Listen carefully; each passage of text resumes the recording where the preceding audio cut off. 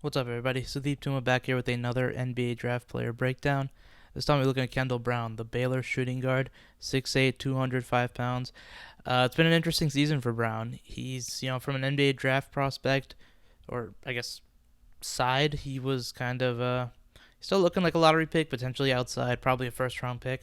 But on the season, averaging close to 10 a game, but didn't have the impactful impact that, a top 10 recruit would usually have, one with his, you know, gaudiness and his prospects and his just overall talent and everything would kind of signify coming out of high school and what you kind of expect and some of the things these other freshmen are doing. But still, you see all the traits and all the physical traits, the athleticism that you would expect to come with someone like that. And when you look at Brown, he's really a high upside guy with, I guess, a very low floor in a sense. Can has a pretty good floor in terms of just what he provides, moving without the ball, playing defense, passing, doing, a little bit of everything at this point. But he can really develop into a lot of different things, and what you can never teach that sort of size athleticism. You really can't teach his athleticism. He's definitely upper echelon in that aspect. We'll see a lot of that.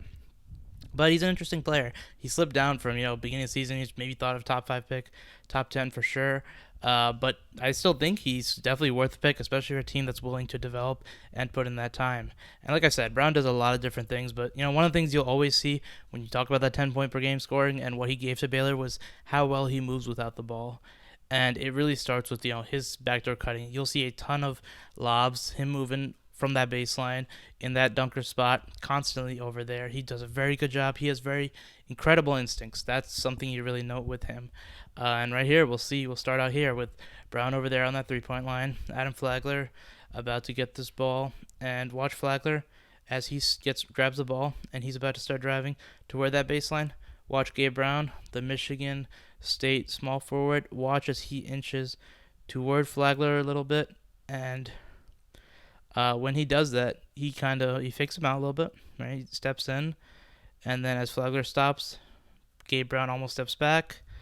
But then when he fully commits, that's when Brown cuts. And that's the thing. When you're talking about backdoor cutting, it's not just when your defender falls asleep.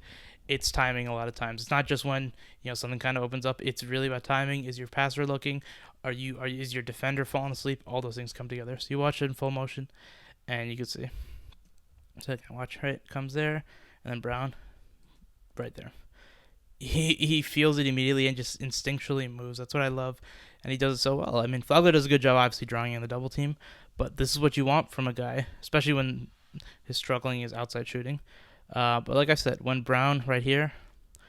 Gabe Brown over here is fully committed to Flagler because he assumes the jump shot, right here you got Brown, and he goes straight in for that backdoor cut. And watch right there. The acrobatic finish. We talk about stupendous body control. It is excellent. That's one of his top traits, as we're going to see more. And right here, you're going to see it one more time. You have Brown over there on the wing. And again, when Baylor's got the ball handler starts going. I believe that's akin to this time. And just keep your eye on Brown. As this play starts going along, he's just going to make that baseline cut. Right there, right? Easy. And this one, it's not even a full bite where Gabe Brown is out onto a guy. It's just turns his head and loses it. You watch Gabe Brown here one more time, right? Watch him as he's staring. And right now, right here, he sees that Gabe Brown feels that. He feels his ball handler moving toward him, him meaning Brown. And so Brown feels, you look at this entire open space right here, feels that and just goes straight down. And you see how high he jumps out. He gets off the floor very quickly. His athleticism, excellent, right? Talk about track speed up and down the court, easy acceleration, very good acceleration, quickness, first step. He's very good at changing speeds also, which we'll see. But you talk about his overall offensive game. Shoots 58%, and that's really a testament to his shot selection. But you talk about the overall package, and there's a lot of question marks. He's very passive on offense for sure. Definitely, it's not even a thing of, okay, he should do more because there's so many other ball handlers, so many talented players on this team. It doesn't really force the issue, which is nice in terms of not taking stupid shots, not taking shots he shouldn't take, not forcing when he doesn't need to, but you really kind of look for a little more, which is why you kind of say he's so raw offensively. And when he does drive, he's not the guy where you just hand him the ball from a standstill, crossovers, size up a guy, and then drive in, or he's a shot creator. He's not a shot creator where he's gonna be hitting off balance jumpers, step backs, any of those. That's not really in his arsenal. What he is going to do is operate like we saw as an off ball cutter, feel those type of things, but also here like these type of things where he's he's attacking off of guard penetration. That's what he does very well. When any sort of Baylor player gets penetration, he's very good at attacking closeouts. And this is just an opportunity in transition. Right here, you got Brown at the top of the screen. Watch as he catches the ball, right? It's kind of movement. And I mean, you talk about like this is not a closeout in the traditional sense where it's off of dribble drive motion, but you still have a lot of the elements, right? The defense is unset, and so you get the ball with the advantage on the move, excuse me, and that's what Brown has here, right? Grabs the ball, stop behind the back, then goes and finishes, right? And I mean that's first off that's a huge mismatch against Walker for Michigan State. You see how small he is, but you see some of that, right? The start stop ability because he changes speeds very well. But it's like you're going downhill. The defender, right, watch his feet. He's really pointing toward the sideline, and so Brown already has that advantage because he's on the move. He attacks those closeouts, and so he gets that step, and now he's able to finish through contact. Talk about the body control, finishes through contact very well. Has the strength to be able to do that. And you talk about that sort of driving. That's kind of a lot more of what you see. It's not like I said, just hand the ball and kind of expect him to do something. It's off of plays where he's got a step, he's on the move, he's got an advantage, and he's going to be able to create something off of that.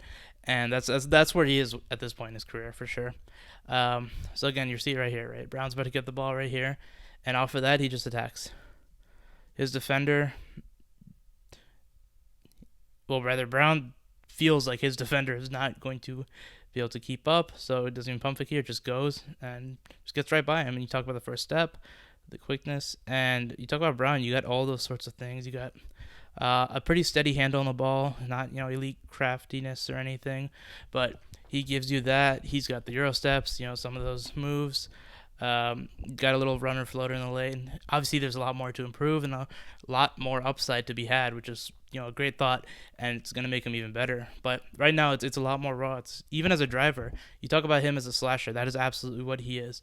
But he's not really a slasher that you can just hand the ball, and he's not like when Giannis came in the league, or even LeBron with obviously if he had a much worse shot. It's not what I'm talking like that, and I'm not saying he's LeBron, but it's a different type of thing where he's not a guy where he's just so good at driving right now, like Blake Griffin even, where obviously that jump shot wasn't there when he came in the league, but he could still score because of that. This is not that. This is even more raw than that, and the reason you still bank on him is just because of those physical traits you're talking about. 6'8" for a shooting guard, very good size. His athleticism, excellent. And right here, you're going to have Brown here one more time, right here at the corner, about to catch this ball. And off of that, you see how he creates for his teammates also, which is something he's done very well since getting here. Maybe not something that everyone expected him to, but he's really done it well. Averages almost two assists a game, but it's really the intelligent passing that you love so much. And we'll see one here first, right? A little pump fake, gets the defender out, and then drives in. And then from here, you really see how well he just is patient and intelligent. Like I said, he just has such a good feel for when the defense is overhelping, has fallen asleep, or is just collapsing and has guys open, right? You watch him here, right? Grabs here. Right now, he's got all these defenders, 1, 2, 3, 4, even 5, all around him. And so Brown keeps it up, gets that ball up, looks option number 1. And I guess rather, let's take a step back. As Brown is driving in, he's got all these bodies around him, right? And at first reaction, you don't see the entire court, but you know that someone is definitely wide open. So right here, right, keeps that ball up, sees Jeremy Sohan over there. That's option 1. Doesn't pass it there because he's not wide open, right? Step, keeps going, ball up again. Option number 2, not open. So what does he do? Gets that ball all the way out to Kinjo on the side. So watch it a little faster. Or back in normal motion, rather.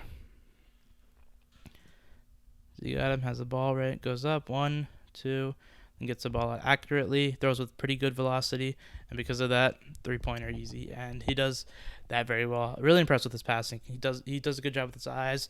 Just makes simple, good passes on the kickouts. Just feels out defense. Like I said, an intelligent passer. Over here one more time. You're gonna see Brown coming up near that wing, catch the ball, about to be set into a pick and roll set, but just fakes out the defense. And when he catches the ball, look at this, right? He's about to. All of Michigan State's defense is up, right? They're up above that free throw line, essentially. So you have this gigantic gap over here. So this is a great job by Jonathan Chachua of slipping the pick and roll before Baylor's set. But also, you see a very good job by Brown. So watch in full speed first. So Brown gets it and fixing that jumper and just pass it down and gets it there, right? But you watch from this angle. Again, you got Brown up here. So when he catches that ball, he gets it. And here comes that little pick.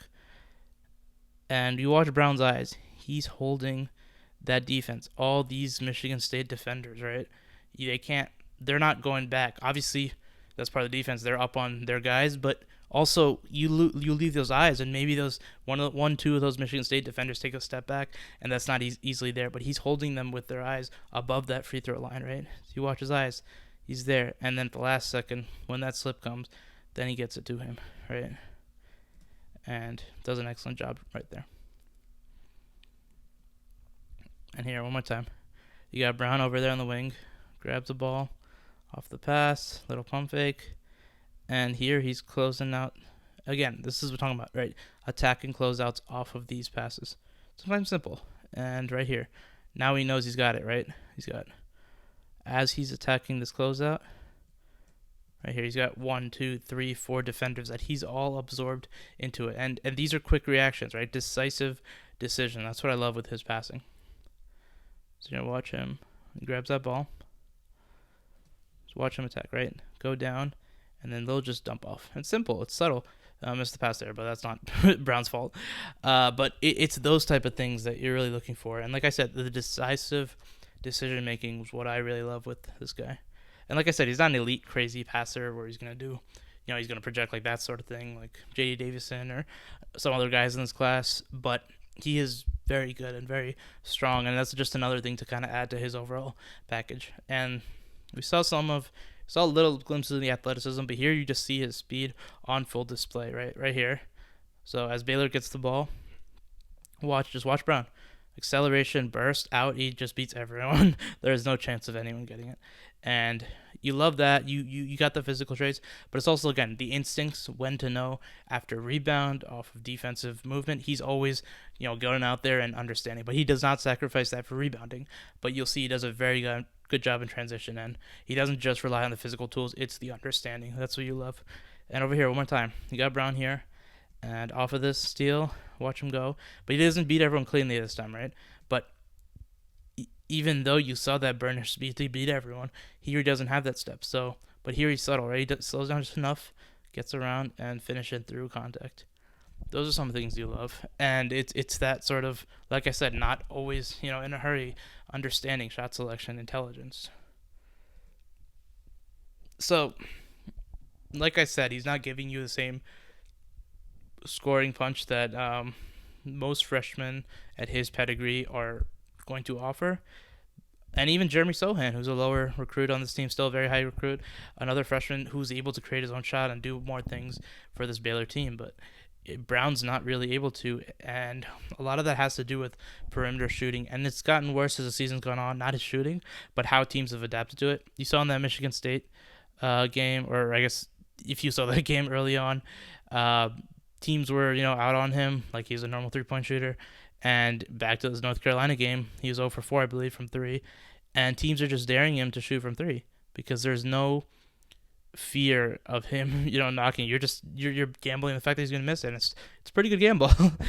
And he's shooting only 1.2 threes a game. He's made 14 all year long, shooting about 34%. And, maybe that's not the worst horrible percentage in the world, but you see the type of shots he's taking. It's not very inspirational, especially the low volume attempt. It's not good.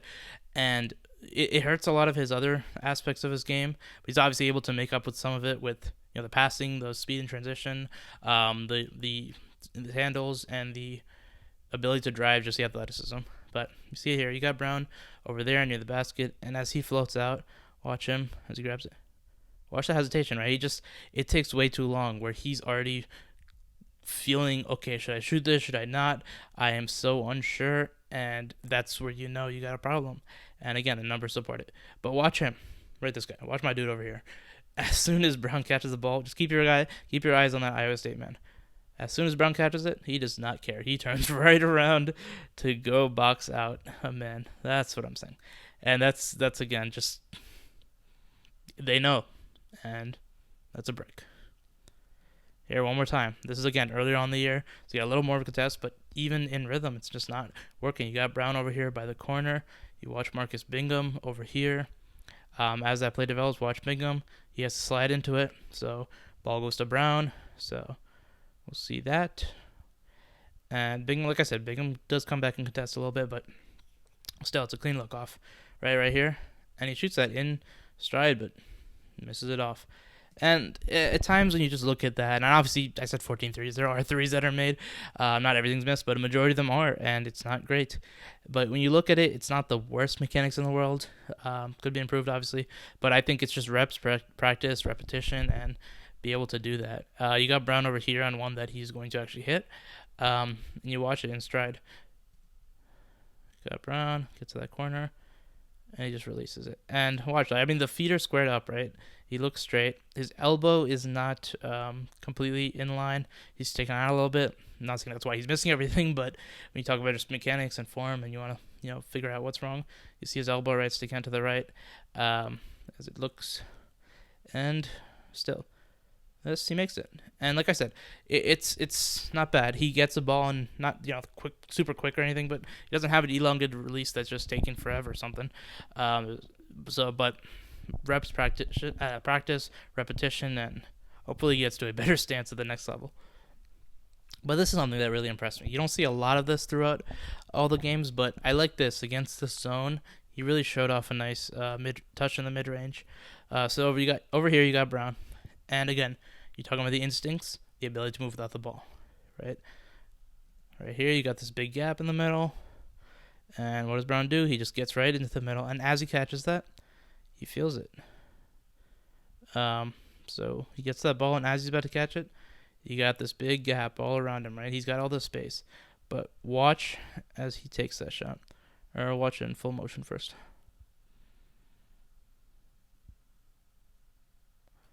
So you got Brown, gets in there, pulls it, shoots it quickly. And I love the decisiveness. I love those things about this. Watch him. But this is what I love. He catches the ball, and then watch the ball. Doesn't dip. It stays near his face. That's difficult. Most guys are pulling into their shooting pocket, especially if you're struggling like him. But he keeps that ball up there. There's no dip on that, and because of that, is not going to get blocked. It's barely going to be contested. And, it's going to be contested, but you know that you're not getting blocked, so you feel much better as a shooter. And it's just in rhythm, so quickly off a catch, and just puts it up there, and it's in there. It's simple, right? You see it here one more time again. You got Brown up here, and as Akinjo drives in, you got here, right? Brown again. He's got these two guys. He's watching them, or rather, neither of those guys are watching him. Falling asleep. So what does he do? He finds the open spot. Brown gets there, open again, and this time he doesn't dip, but the ball's already in his shooting pocket as it lowers. But even when that happens, you see a lot of guys. They catch it down there, they pull it up a little bit, and then dip again because that's a natural motion. But out of there, he feels natural and it feels in rhythm to just pull up and score. And that's good. I love that. And it's interesting to me just see that. Like I said, there's not a lot of it throughout, but there are also not a lot of shot attempts overall with Brown. But it's interesting to see that kind of touch, and not just the fact that it's going in, but the rhythm that he's shooting with. There's just the confidence, the lack of hesitation when he gets it, and how he feels there. So and also it's just, I guess, a better feel or a better projection for his jump shot going in the future at the next level. And we talk so much about instincts, how he moves without the ball. You see a lot of that here with his rebounding. His anticipation, I think, is one of his best traits. As a rebounder, definitely his best trait. And he has, obviously, the physical gifts, right? Some 40-inch vertical, you would think. He has the length, 6'11" wingspan, can jump up. Very good jump, very good second jump as well. But what he really does, like I said, the anticipation, averages almost 5 rebounds a game, 1.7 on the offensive side, and a lot of that's just effort. He's the one clawing in after. He goes in and crashes. On defense, he always boxes a man out. Like I said, in transition, he's very good, but he doesn't compromise that. Like he doesn't run every aspect in transition and leaves rebounds behind. He always makes sure that someone has it or he has it, and does a good job from that aspect. You watch here, right? You got Brown down near the basket, and watch Brown as that ball goes up. He immediately is looking for a man, right, to box out. And you watch Brown. He just has incredible feel for where that ball's kind of going. So you watch it here, right? Watch Brown again. When that ball comes, he's about to box out, but he just slides over to the side, and it's almost undescribable. There's no tangible way to describe when rebounders are very good at what they do. They just have such a feel and know. You can't even look at and say, oh, it's bouncing on that side, so I think it's going there. You just feel it and you go, right? And he does that. And because of that, he steps out and grabs that rebound. And he does this with everything. He feels when rebounds are long, he doesn't step in. He's stepping out. When rebounds are short, he's stepping closer. He's boxing guys out. He's grabbing those boards. He does a good job there. And this one right here, you got him in that middle. And I'm not going to sit here and tell you that he knew where this ball was going, but for whatever reason, he finds that ball. And, normally in this sort of thing, you're trying to box out, you're trying to fight the Iowa State guys either side of you. I'm not sure exactly why he is running there, but for whatever reason, if he's trying to box out another man, or that ball kind of goes up, and he just has a sort of feel for where it's going to be. But like I said, not everything's like that. His offensive rebound does come again from effort, from just running in after the ball and doing a good job there. And he's got all those different packages, all those different traits, and very good in a lot of things.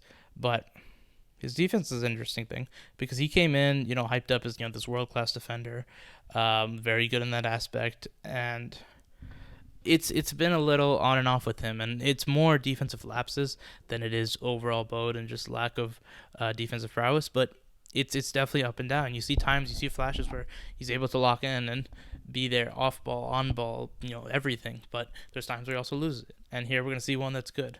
You got Brown up here at the top of the screen. His man's got the ball, right? Stays up on him. Hands up, disruptive, long.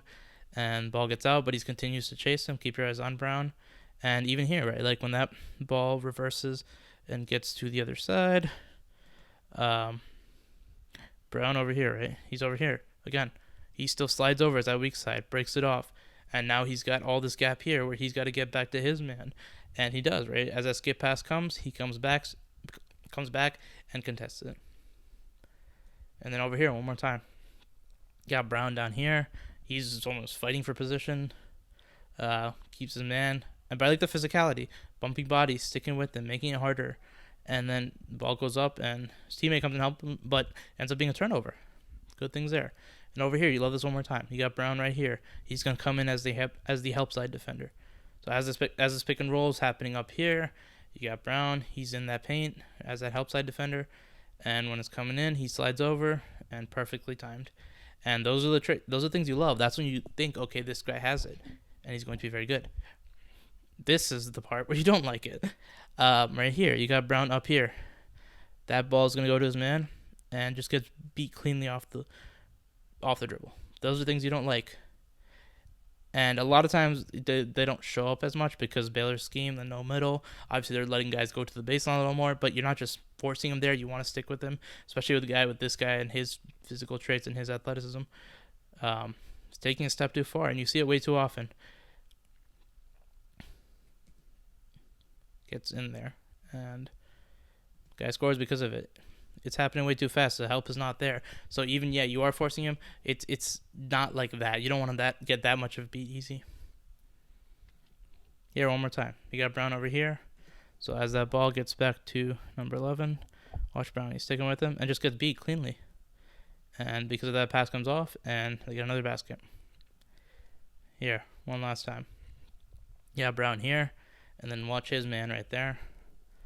As that ball comes into play, sneaks right by him and falls asleep. And it's really inconsistent. There's times where he's ball watching a little bit. Not always. It's like I said, it's inconsistent. Sometimes it's there, sometimes not. The intensity's not always there.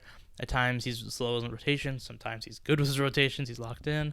It's really interesting because it's the effort's up and down, but the upside's there, right? We just talked about upside with all aspects of him, but even just his defensive potential is up there, obviously, because of all the physical traits and athleticism and everything we just keep talking about. Because that's really the motto, and that's really the overall thing with his entire profile. That whatever rawness on offense, whatever issues on defense, whatever anything, he can develop into that guy because of his athleticism, because of that physical profile that he gives you. This is why Kawhi Leonard drafted, Jimmy Butler, Giannis. Now, obviously, those examples can be a little different. Giannis is a lot more raw, but you see at that size, at that speed. Now, I'm not saying this guy's Giannis, but that's why we draft this guy. That's why those guys are drafted. 6'8", shooting guard, that athleticism. That's really the MO with these guys, and it gives you a lot of things, like we talked about. From those ability to score in certain situations, the passing, the rebounding, the defending, all of it. And so Kendall Brown really becomes an interesting piece to a team that really wants to develop him, and those are the things that I think teams are going to be looking for and see how it really molds. His mentality is interesting because a lot of guys we see that struggle with shooting but keep shooting it, or struggle with shooting but try to drive in and score in spite of that. Obviously, RJ Barrett, Zion were better shooters than Kendall Brown, but you saw some of the efficiency tank within RJ Barrett because of the lack of shot, because of lack of spacing. But Kendall Brown doesn't do that, and he's rather going to pass it out and make good decisions and not force the issue. So it's good or bad, really, depending on where you're standing. There's a silver lining, there's everything with that sort of aspect and that approach, but it's really interesting, and I think it's going to be a good gamble for a team if they're ready, willing, and able to develop him and like what he hands them. But this has been the breakdown on Kendall Brown. If you like this, be sure to check out all the other videos, like and subscribe. Check out dbl-coverage.com for the full scouting report on Kendall Brown and a bunch of other guys. And I hope you guys really enjoyed this video. And I hope you all have a great day.